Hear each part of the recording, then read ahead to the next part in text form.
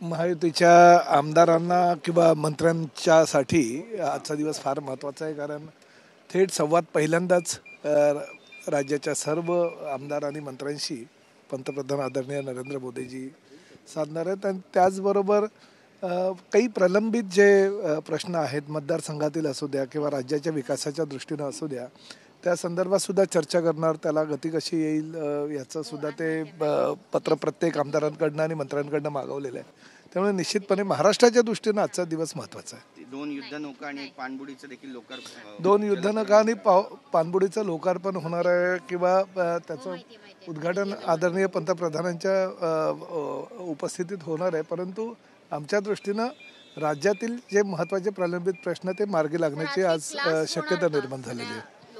नाही, त्याची काही कल्पना नाही, परंतु पंतप्रधान आहेत, ते आमच्या महायुतीचे प्रमुख आहेत, त्यामुळे क्लास घेण्याचा अधिकार आहे. ते आमच्या सर्वांचे प्रिन्सिपल आहेत. गृहपाठाशिवाय मंत्रिपदाची लॉटरी कोणाला लागत नसते. काल तुम्ही एक महत्त्वाचा निर्णय घेतला ओला उबेरच्या संदर्भात, टू व्हीलर टॅक्सीच्या संदर्भात. बरोबर आहे. खाजगी संस्था ज्या आहेत त्या खाजगी संस्थांना प्रत्येकाकडे वेगवेगळी नियमावली आहे. प्रत्येकजण वेगवेगळ्या नियमानुसार वागत आहेत आणि त्याचा फटका मात्र सर्वसामान्य प्रवाशांना बसतोय. आणि त्यामुळे सर्व खाजगी जे वाहतूक करणारे, प्रवाशांना वाहतूक करणाऱ्या ज्या संस्था आहेत त्यांना एकच नियमावलीमध्ये आणण्याचा महाराष्ट्राच्या परिवहन खात्याचा निर्णय आता आम्ही करतोय आणि त्याचा फायदा प्रवाशांना होणार आहे. महानगरपालिकेच्या निवडणुकीच्या रणशिंग फुंकला जाईल आज या निमित्तानं.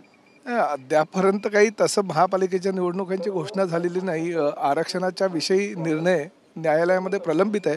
तो निर्णय आल्यावरच त्या विषयावर चर्चा होईल.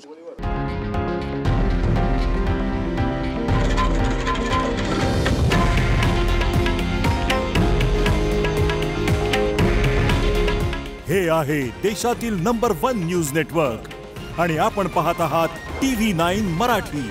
काळजी तुमची, हित महाराष्ट्राचं.